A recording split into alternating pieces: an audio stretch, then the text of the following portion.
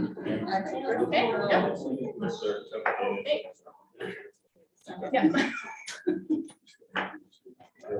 That would have been embarrassing.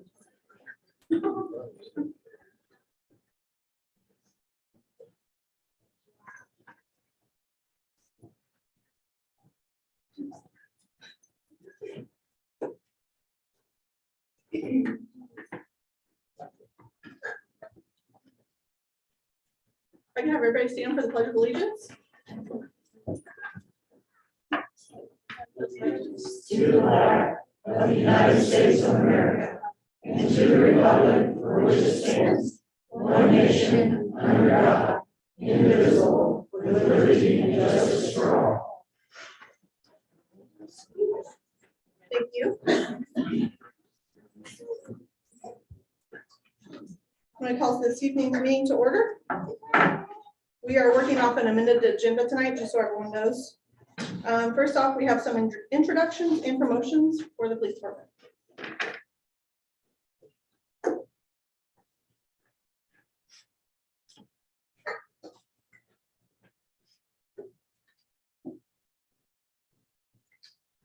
Good evening. I want to welcome all of our officers, civilian staff members, and family and friends of those being penned this evening. I also want to recognize retired Chief of Police Poor for joining us this evening. I know each of these officers tonight are grateful for your leadership and are honored that you're here to join us this evening. Prior to proceeding this evening, I want to address a couple matters before the promotions. April 10th through 16th is designated as National Public Safety Telecommunicators Week. The work of a communications officer is one of the least celebrated, yet among the most critical positions in emergency services. These individuals are the first contact with panicked, angry, scared, and frightened citizens. They must skillfully calm down these callers and obtain as much information as possible in a matter of seconds so that proper first responders can be dispatched as quickly and safely as possible. These men and women are our lifeline during uncertain and dangerous situations, and we could not do our jobs without them. Being that this is their week of appreciation, I'd like everybody to join me in a round of applause to recognize them.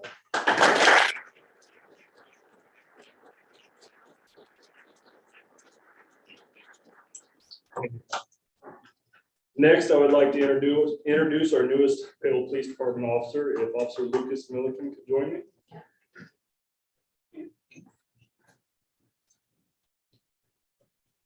Prior to starting his career with the Paola Police Department last week, Officer Milliken served on active duty in the Air Force as a Security Forces member from 2012 to 2022. He was stationed in Georgia, where he served on 4 overseas deployments, and then finished out his career stationed in North Dakota, providing physical security for nuclear assets. Officer Milliken is a native of the local area, growing up in Belton, Missouri. Thank you for joining us, and welcome to Paola. Appreciate you.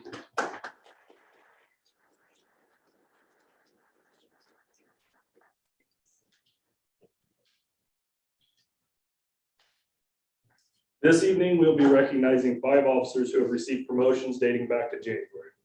These promotions come as a result of the appointment of a new police chief, as well as the recent retirement of Captain Kevin Caldwell after 33 years of service to this community. I truly believe that all 5 of these individuals represent the best of our community. Each of them show up day in and day out with a focus on improving each other and improving the services we provide to this community. It's truly my honor as chief to recognize these fine individuals. I would like Sergeant Andrew Gonzalez to join me along with his family.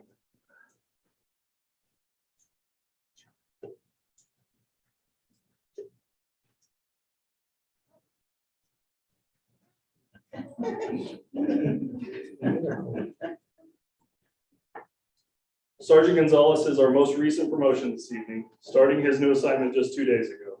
Sergeant Gonzalez started with the PPD on January 5th of 2020, where he quickly established himself as a model officer and was recognized for his hard work as Officer of the Year for the year of 2020.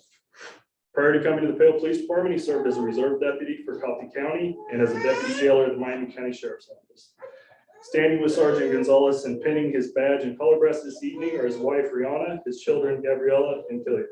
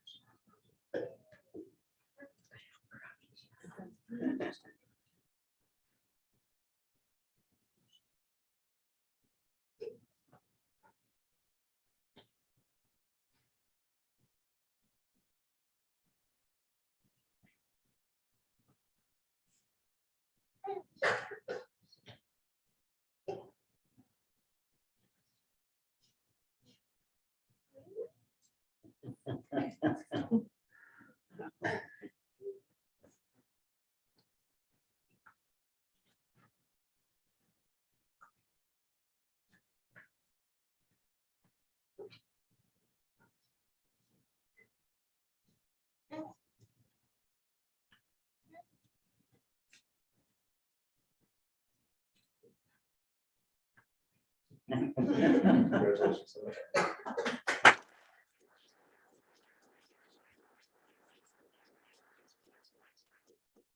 I ask Sergeant Michael Bliss and family to join me.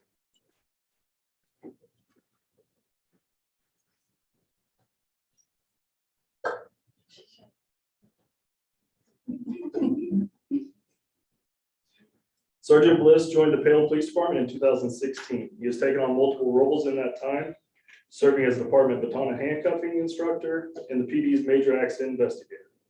In 2019, he was selected to become a field training officer where his positive attitude and dedication helps prepare the new officers as they hit the streets.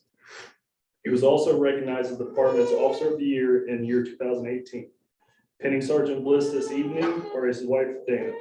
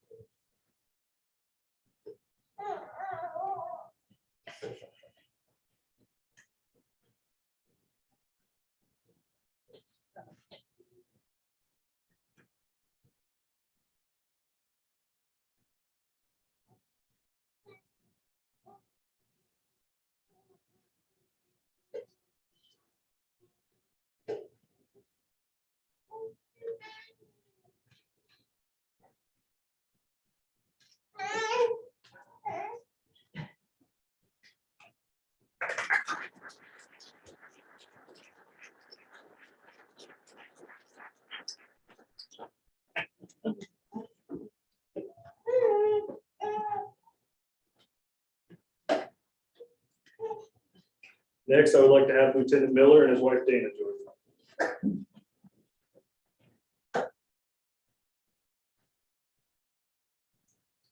Lieutenant Miller began his law enforcement career in Bonner Springs in 2003. While there, he served as a patrol officer, detective, and led the field training program. He moved on to the Lawrence Police Department in 2008 for a few years before moving out of law enforcement into the private sector. In 2017, Lieutenant Miller felt the calling for law enforcement once more and joined the Paola Police Department. He was promoted to patrol sergeant in 2018 and moved to investigations in 2019. In his new role, Lieutenant Miller will supervise the investigations unit as well as our support services division. Lieutenant Miller is valued for his willingness to help with any and all problems, and I am personally grateful for him for his contributions to this administration of the last year. Getting his badge and collar brass is his wife, Dave.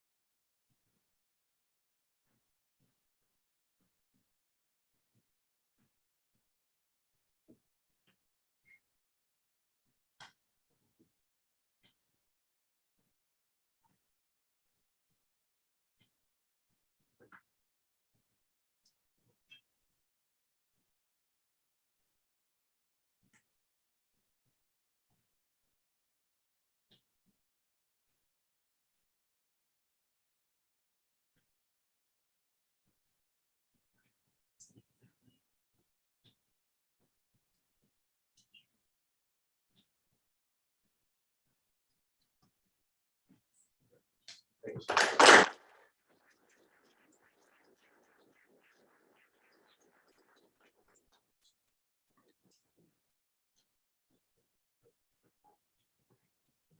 If I could have Lieutenant Ryan Razor and his family join me.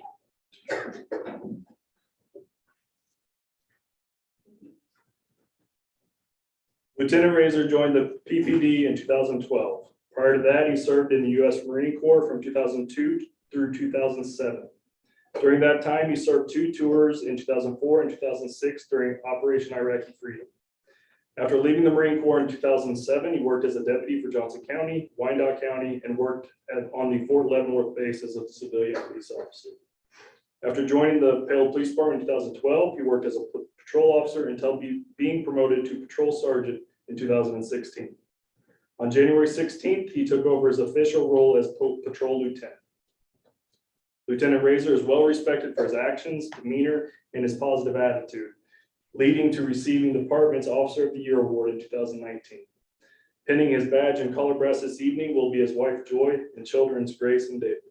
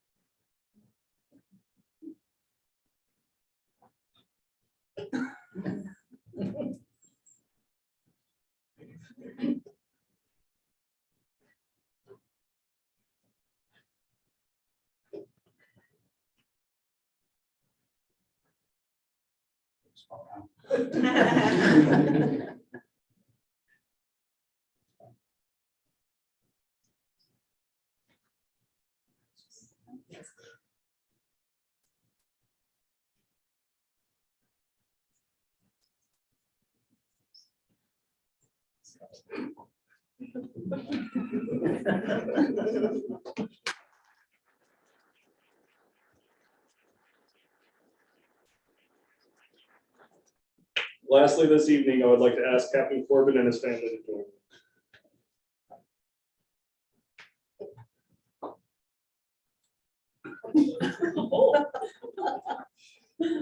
Captain Corbin also served in the U.S. Marine Corps from 1990 to 1994 as a military policeman.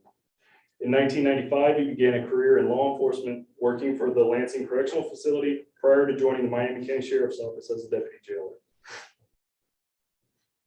In 1999, he joined the Johnson County Sheriff's Office, where he served the roles of jailer, court security officer, patrol deputy, and a CERT team member. After joining the Paola Police Department in 2008, Captain Corbin served as a patrol officer, field training officer, and range master.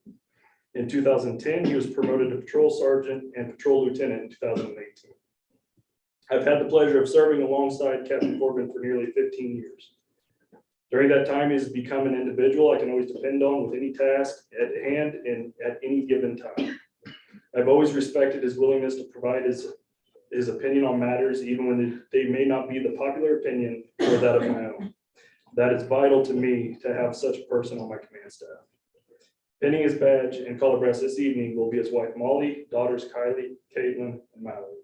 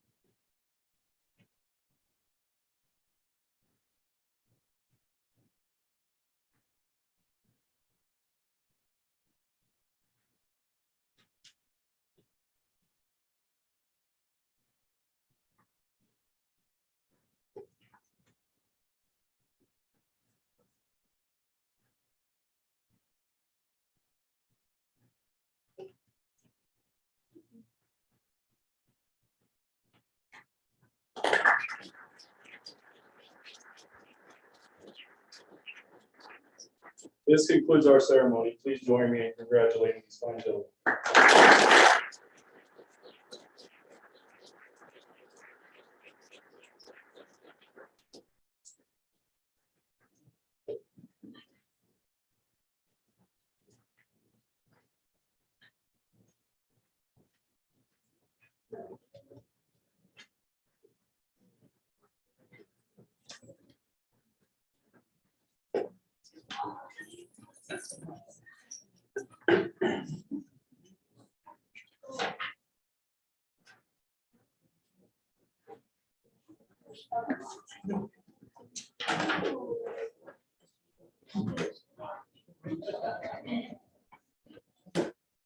We'll leave you with a more manageable crowd.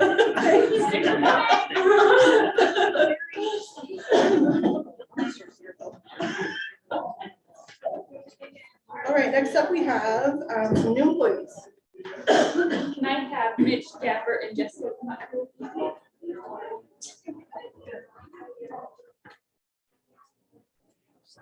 Hello. So this is more of a reintroduction. They're not really new. But we have Mitch Gabbert, who is our no code enforcement officer. He's been a City of Peoria employee since 2018, where he worked as a patrol officer for the Peoria Police Department and has recently transferred to the Community Development Department. It's not news to anyone that our department has been running on a skeleton crew, Keith and myself, by ourselves for a long time. So he walked into quite a mess, and seeing the initiative that he has given towards not only code enforcement, but on the administrative side, just the first week is outstanding. And so it gives me so much hope, and just, I know he's gonna do an excellent job, and he's gonna be a great team player. So we're really excited to have him. Second reintroduction, I have Miss Jessica Newton, who is our new city planner. She returns to the city of Paola after working with us from 2017 to 2020. And she was actually also in the community development department. She's returned as a new role as a department head. Unfortunately to her, I have been practicing the art of delegation as soon as she started last week. So she hit the ground running and has done nothing but an exceptional job. I have the utmost confidence that she will continue to do an excellent job as our planner, as well as be as a great leader for our community development department. I think we have a great team down there, and I'm really excited to see what we're gonna do, so.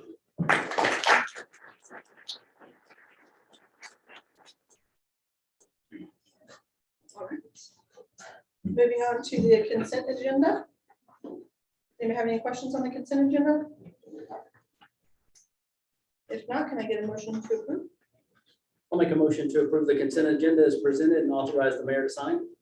I'll second. Smale? Aye. Armstrong? Aye. Heckman? Aye. Shields? Aye. All right, thank you. Next, we have comments from the public. Does anyone have anything they'd like to address the council on that's not on the agenda? Go ahead, step forward. During public comments, we just ask for your name and your address if you're local to Paola. And if you could keep your comments to 3 minutes or less, we greatly appreciate it. Okay.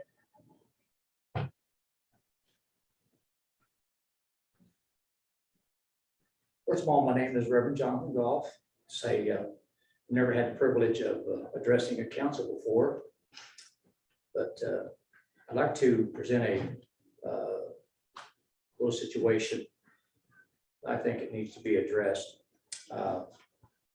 Live at 1212 Main Street here in Paola, and we've lived here since 2003. I'd like to address the cul-de-sac situation. When we moved here in 2003, I don't know when the road was originally built. I know the houses in there, or at least some of them are at least 50 years old. In the 19 years that my wife and I have lived here, there's only been, that I know of, 2 improvements.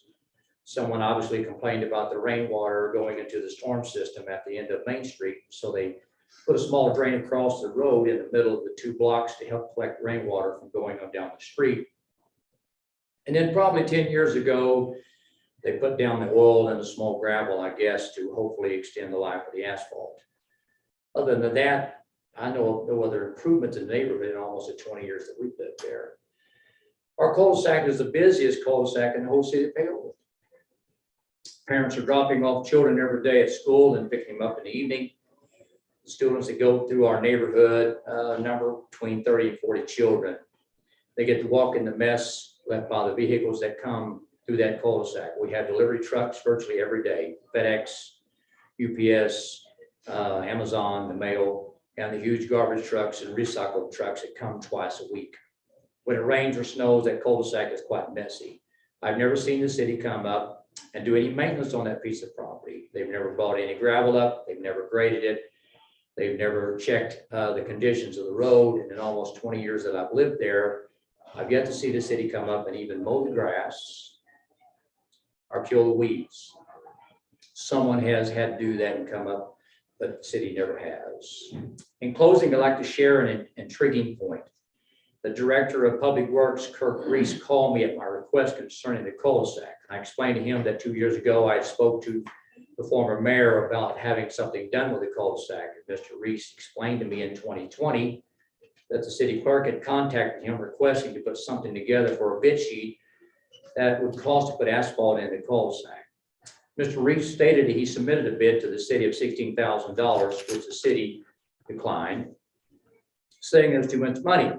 Here's the intriguing point. That road has been in existence for over at least 50 years. It's been rained on, snowed on, been a muddy mess for all these years. And when you take 50 years and break it down into months, you get 600 months. $16,000 divided by 600, you get a grand total of $26.67 a month. Well, the 19 years we have lived there, which comes to 228 months, which breaks down to a grand total of $70.17 a month. I make that comparison stating what else was the money spent for in our neighborhood to make our neighborhood better. Thank you for your attention. Thank you. Was there, Alan, you have something?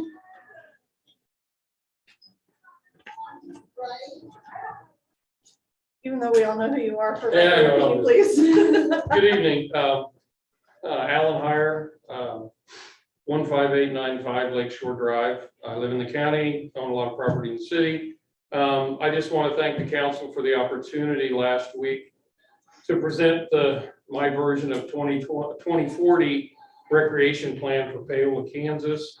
Thank you again for the opportunity to do that. If anyone has any questions, feel free to give me a call. I'll sit down and talk with you and kind of express my ideas a little further if you guys are interested and want to talk to me. So thanks again for listening last week, and hopefully we can move ahead on some version of Paola Recreation 2040.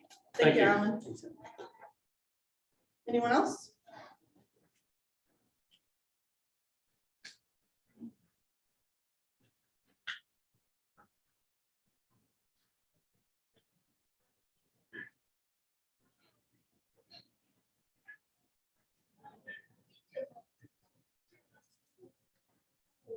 Bill and Renee Hoover, 3 West Ottawa Street here in Paola.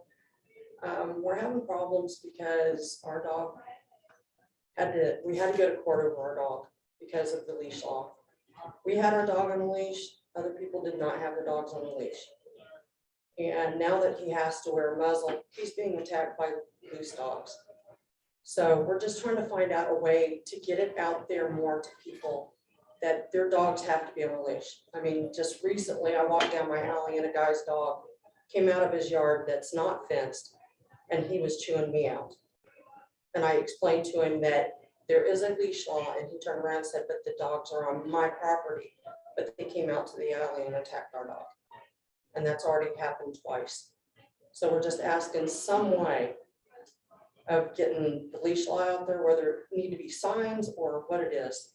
Because it's not fair to my dog, because the last dogs that attacked him, and of course, he talked to Stephanie and she said that there's a limit on animals too.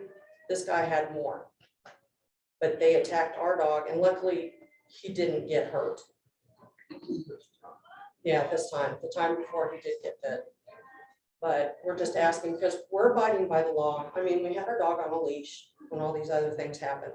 We got sent to court and they wanted to put our dog down which I feel like law over, circumstance should have been, but we got cited for it. So now that we're following the laws, we feel that somehow, some way, we need to get the leash law out there more, other than just on the, like, water cards, the payment cards. Thank you for your comments. All right, Thank you. Is there anyone else? Okay, moving on to new business.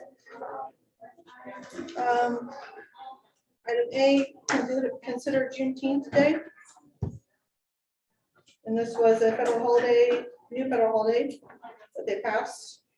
After work today, I went home and I realized this was the first one since 1983, just so everyone knows, because I didn't know how often they did that. It's been almost 40 years since they passed a new federal holiday. Thank you. So, June 19th, 1865, Black Americans received word that they were freed from slavery and were recognized for the first time as American citizens. On June 18th, 2021, President Biden signed a bill into law that designated Juneteenth Day, June 19th, as a national holiday. He quoted, "But it is a day that also reminds us that our incredible capacity to heal, hope, and to emerge from darkest moments with purpose and resolve." Let's see, the city of Paola currently observes 10 paid holidays, which are actually listed on the resolution attached, if you guys would like to review those. The city staff will be paid as stated in the personnel policy, the same as all the other observed paid holidays. And also we have our HR director, Ms. Belt, here to answer any other questions that you guys may have. And I think you mentioned this at work study, but the only other federal holiday that we don't observe is Columbus Day, and that's because the employees wanted to trade that for the Friday after Thanksgiving, Yes, correct? sir. That is correct. It's the employee's choice to trade it out. How does HR feel about it? It's a federal holiday, and I think we should observe it. I think it is an appropriate time to do so. Your Honor. I move to approve resolution 2022-004, amending the personnel manual to include Juneteenth as an observed holiday. Second. Snail, Aye. Upshaw, Aye. Peckman, Aye. Shields, Aye. Okay, thank you. Item B, 2022 street improvement plan. yes, I will take this. Focus. He had a personal issue, so I'm sorry. He planned to be here. He did. He had to call into work early this morning, so. Kirk. So as we discussed in the work study meetings, he has identified several areas in town that need street patching or mill and overlay work. He was able to get 3 bids, and according to the McEnany construction bid, it was low enough that he could add additional patching and still stay under budget. So the street work is budgeted annually, and for a total of $273,548.75, he could get all of the work done that he anticipates. Well, I'm glad to see that come in as low as it did, and I'm glad to see Yeah. that we could add other streets. Yes. We were very surprised. Yes. Pleasantly surprised. And it was still lower than the others. Yeah, but McEnany, you don't usually get it that low. Mhm. Yeah, I don't know if we call him a good day or what. it's in writing. Yeah, exactly. Yeah. It's special. Any other questions on that? If not, do I have a motion? I move to approve the bid from McEnany Construction with the additional patching in the amount of $273,548.75 and authorize the necessary signatures. All second. Snail, Aye. Upshaw, Aye. Peckman, Aye. Shields, Aye. Okay, thank you. Item C, drinking establishment license for Beethoven's. yes, so at 120 West Peoria, formerly Casa Grande, there's a I'm new, sorry. formerly Casa Grande, Oh, new restaurant going in called Beethoven's. And Karsten Bates is the owner, and he has requested a drinking establishment license with the city. He has submitted his application and fee. I have reached out to Mark Dozier to do the fire inspections, and he is working on his state license currently. So historically, we have approved a license concurrent with the state license because the state is the one to actually regulate the liquor license. Any questions on that? If not, do I have a motion? I'll make a motion to approve the new drinking establishment license for Beethoven, subject to the receipt of the state license and passing the fire safety inspection. I'll second. Go ahead. I'll second. Okay. Smale, Aye. Upshaw. Aye. Ekman. Aye. Shields. Aye. Okay, thank you. Item D, temporary purchasing authority. Yes, so as discussed at work study, the Public Works Department is in dire need of a water truck and a cemetery truck. With supply chain constraints, the Public Works Director is having a hard time getting a car because he can't put a hold on them because they're going so fast to get council approval. So the appeal purchasing policy states that all contracts, rental, or lease agreements in the amount exceeding $10,000 must be approved by the city council and executed by the mayor. What we are asking is for the acting city manager the authority to approve the Public Works Director to enter into a lease purchase agreement for a water truck and a cemetery truck that would be exceeding the $10,000 limit, but the initial payments would not exceed the budgeted amount of $50,000 for the water truck and $25,000 for the cemetery truck. So the initial payments would not exceed the budget amount we already have budgeted. If the council grants this authority, the lease agreements will be brought to you guys after we get the truck, so you can still see them and approve them, but we just kind of need a little bit quicker turnaround to be able to get the trucks. Pre-approval. Yes, a little bit of a pre-approval. So I move to grant the acting city manager the authority to approve lease agreements for one water truck and one cemetery truck with the initial payments not to exceed the total budgeted amount of $75,000. And I'm sure, Alan, you know that these vehicles anymore are just through the roof if you can get a truck. Mhm. And that's why we're doing this, so that they can react immediately to get the trucks that he needs. Is there a second? I second it. Smale, Aye. Upshaw. Aye. Ekman. Aye. Shields. Aye. Thank you. And item E is added onto the amended agenda, and it's a text amendment to the city code. Yes, so I apologize for the last minute. This kind of just got brought to our attention yesterday. I'm like, it's a quick fix, we can do this. So chapter 8, article 1, section 8107A of the Paola Municipal Code pertains to public nuisances. Our current municipal code references KSA 12-16-17E, which refers to all the requirements for notification and property abatement. But it doesn't state it verbatim. We summarize it and we reference the statute. Let's see here. According to our municipal code, our code enforcement officer, which would be Mitch, everyone got introduced to today, is required to certify, send the notice of public nuisance. But the state statute says the order shall be served on the owner or agent of such property by certified mail, return receipt requested, or by personal service.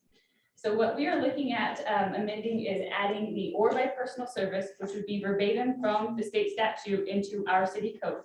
This would allow for the code enforcement officers to be able to post houses and not have to wait, because we have having a hard time of, repeat nuisances, not getting their certified letters because they know it's coming. And so that extends their abatement time, because I believe the post office has to try 3 times to contact them, and then it gets sent back, and then we have to post the house for another 10 days. So it goes a good 20 days after that. So this would actually increase that timeline, and then we would get a cutback on necessary certified mailing charges. This isn't saying that we wouldn't be required to certify mail all of them. If it's a property owner doesn't live in town, we'd still have to certify mail. But this is just property owners in town that aren't picking up their certified letters. So attached, we have the KSA statute, and I highlighted the language that we'd be taking. I have our current language from our municipal city code.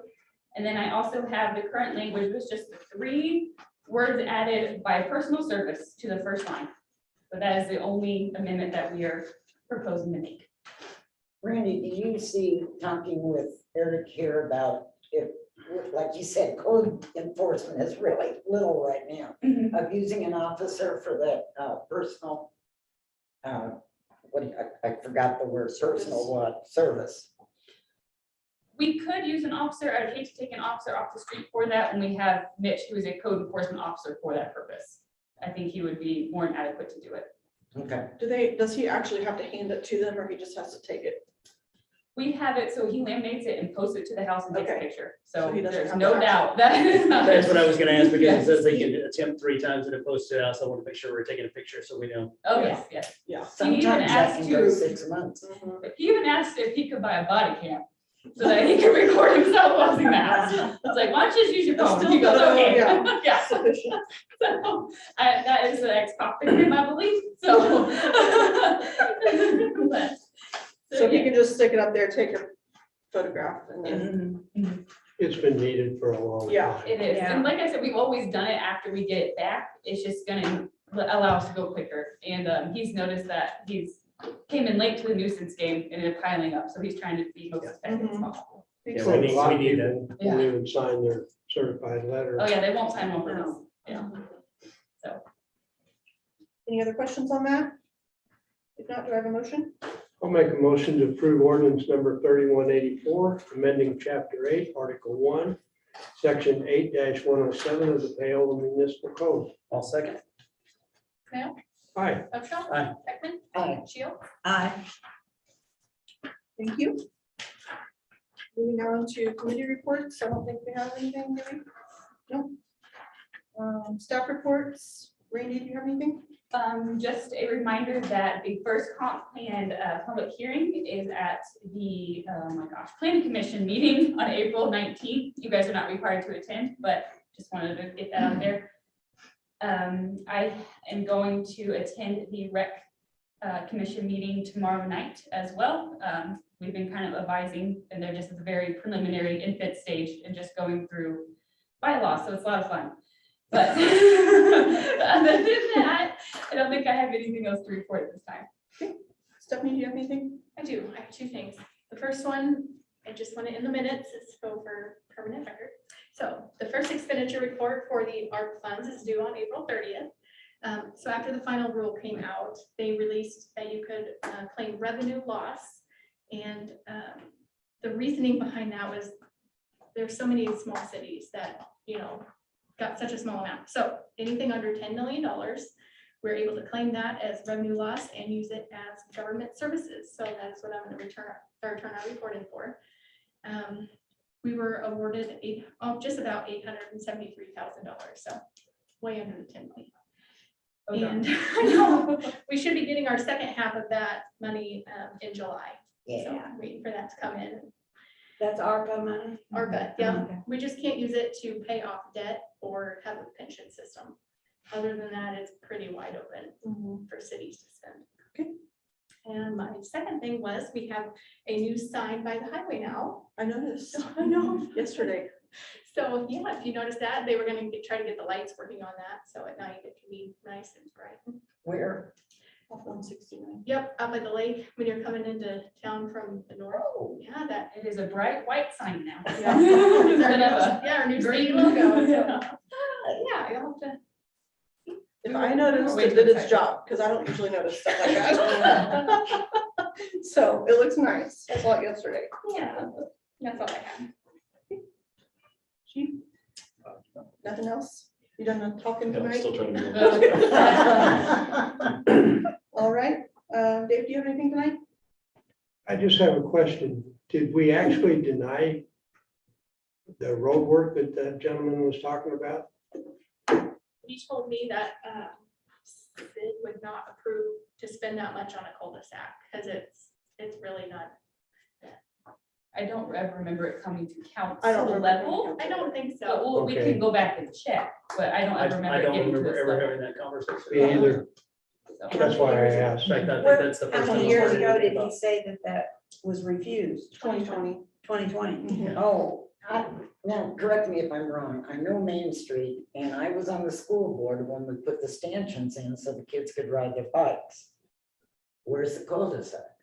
at the very end. Right at the end, right next to Panther It's Drive. not a cul-de-sac, I mean, It's- It's a cul-de-sac, it's it's a all, cul-de-sac that there's nothing on there's it. nothing around it. Yeah, It's a dead end, It's which is the all road. cul-de-sac, It's but just there's no round. houses around it. if they open up that road, then they're, you know, Well, that, they didn't want that. open no, because the Main school- Street didn't want that either. Yeah, we didn't, the school didn't want it open. Well, Main Street didn't either. Yeah. Anything else, Dave?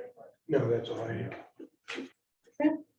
I just wanted to thank Chief Jenkins, and it's good to see all the promotions and the new employees, and appreciate everything you guys do. And anytime I've had any interactions, fortunately, it's been a few, but anytime I've had any interactions with police officers, they're always very professional, very helpful. And I really appreciate everything you guys do. Great to hear, thank you. That's all. Ditto. Yeah. And dispatch. Maybe And dispatch. Dispatch. Have anything else? Just ditto? Yeah. Leanne, do you have anything? No, Okay, No ditto? no ditto. I did do a ditto. all right. As it has been the last few months, I have a whole slew of appointments and reappointments. I think we're almost done for now. Are you ready? Keep going, yeah. All right, get a drink of water. Okay. Okay. Wrong. So first, we're going to consider the reappointment of Rick Schoenberger, Barb Dillenbeck, Alan Heyer, Mike Folsom, and Michelle Kaiser to the Convention and Tourism Committee. Well, you just read all the names and I Yeah, gotta read you're it good. again. No, I think on these we're okay, yeah. Okay, so moved. Second. Smale, Aye. Upshaw, Aye. Peckman, Aye. Shields, Aye. Thank you. Consider the appointment of Jenna Kelsey to the Convention and Tourism Committee. Yes. Good one. So moved. Second. Anyway, I'm lost. Good. I don't know. Trent, Okay. Smale, Aye. Upshaw, Aye. Peckman, Aye. Shields, Aye. Consider terminating the appointment of Gabe Pfefferkorn from the Planning Commission. In this one, I'll explain that he's just not been able to come to meetings, so we're gonna replace him with someone that can come to meetings. He's not in trouble or anything, he just can't come. So is. Just so we clear that up. Second. Smale, Aye. Upshaw, Aye. Peckman, Aye. Shields, Aye. Consider the appointment of Andy Parks to the Planning Commission. And you all met him whenever we did the rec commission interviews. So moved. All second. Smale, Aye. Upshaw, Aye. Peckman, Aye. Shields, Aye. Consider the reappointment of Steve Cowan and Luke Grand to the Planning Commission.